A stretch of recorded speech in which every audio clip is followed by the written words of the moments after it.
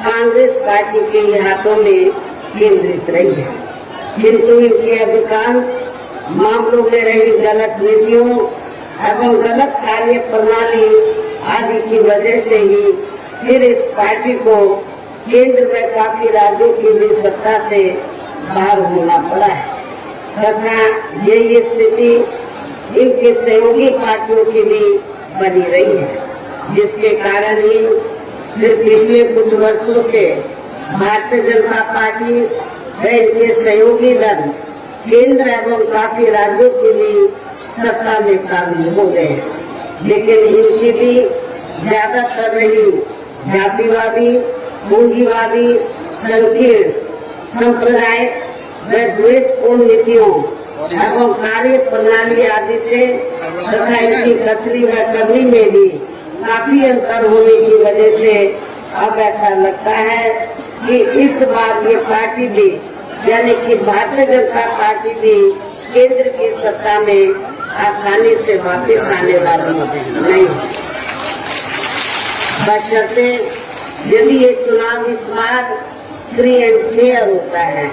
तथा आम चर्चा के मुताबिक वोटिंग मशीनों में भी कोई गड़बड़ी आदि नहीं की जाती है और वैसे भी इस बार चुनाव में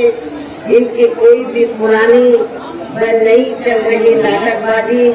जुमलेबाजी व गारंटी आदि काम में आने वाली नहीं है, क्योंकि अब देश की जनता काफी हद तक इस बात को समझ चुकी है कि इनकी पार्टी ने अब तक देश के विशेषकर गरीबों, कमजोर तबकों, मध्यम वर्गीय एवं अन्य मेहनतकश लोगों को जो इन्हें अच्छे दिन दिखाने के असंख्य और लोगन भरे वायदे किए हैं तथा अनेकों हवा हवाई सरकार की गारंटी आदि की दी है,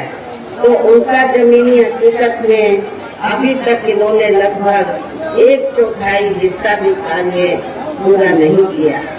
बल्कि इसके स्थान पर इनका ज्यादातर समय व ताकत भी यहाँ इनके अपने चहेते रहे बड़े बड़े पूंजीपतियों एवं धन्ना सेठों को ही ज्यादा से ज्यादा मालामाल व धनवान आदि बनाने में तथा उन्हें हर स्तर पर छूट देने व बचाने में ही लगी रही है, जिनके अधिकांश आर्थिक सहयोग से ही ये पार्टी व अन्य पार्टियां भी अपना संगठन चलाती हैं तथा चुनाव आदि भी लड़ाती हैं, जिसका काफी कुछ खुलासा बॉन्ड की आयु रिपोर्ट से भी हो जाता है। इस संबंध में वैसे आप लोगों को ये मालूम है कि अभी कुछ दिन पहले माननीय सुप्रीम कोर्ट ने बॉन्ड के मामले में जो रिपोर्ट उजागर की है कि किन किन पार्टियों ने बड़े बड़े पूंजीपतियों और धन्ना सेठों से पैसा लिया है, जो ये रिपोर्ट उजागर की है, तो उस रिपोर्ट के उजागर होने के बाद आप लोगों ने देखा होगा कि जितनी भी पार्टियां हैं तो सभी पार्टियों ने तो बॉन्ड के जरिए तो बड़े बड़े पूंजीपतियों व धन्ना सेठों से पैसा लिया है, लेकिन पूरे देश में बहुजन समाज पार्टी मित्रों, आज की तारीख हिंदुस्तान में अगर कोई भी महिला प्रथम मैं एक बार पहले नारा लगवाऊंगा, फिर मैं उनका परिचय कराऊंगा। बहन कुमारी मायावती, बहन कुमारी मायावती जिंदाबाद, जिंदाबाद। बहुजन समाज पार्टी जिंदाबाद, जिंदाबाद। बहुजन समाज पार्टी जिंदाबाद, जिंदाबाद। मित्रों, भारत नहीं, उत्तर प्रदेश नहीं, पूरे दुनिया में अगर गरीबों की लड़ाई, कमजोर महिलाओं की लड़ाई, निर्बलों की लड़ाई और पूरे दुनिया में आयरन लेडी के नाम से जाने जाने वाली हमारी परम माननीय बहन सुश्री मायावती जी का मैं अभिनंदन वंदन करता हूं। मित्रों, ये ताकत बता रही है, ये तीन के मजबूत रहा है कि हिंदुस्तान के तिरुवनंतपुरम को यहाँ कर रहा है, चाहे सरकार में एक को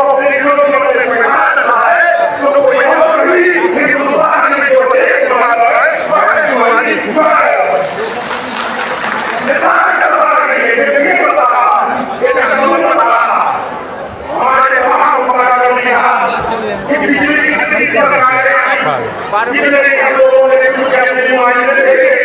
कितने उत्तर प्रदेश को मुख्यमंत्री बनाए,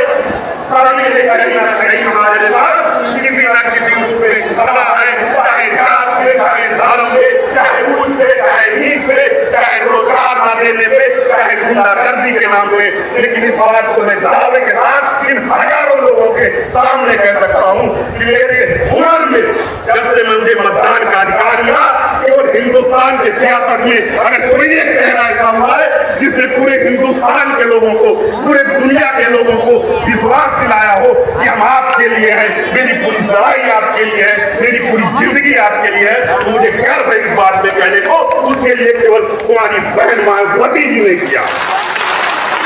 मुझे गर्व है कि आज मैं इस मंच में हूँ, मुझे बोलने का मौका दिया गया। हमारे परमाननीय दिनेश चंद्रा जी, हमारे राजकुमार भैया जी और तमाम मंच में बैठे हुए लोग, मैं सबको ये विश्वास दिलाता हूँ, मैं यकीन कराता हूँ, मैं तुलसीपुर का प्रत्याशी रहा हूँ, मैं आपको विश्वास दिलाता हूँ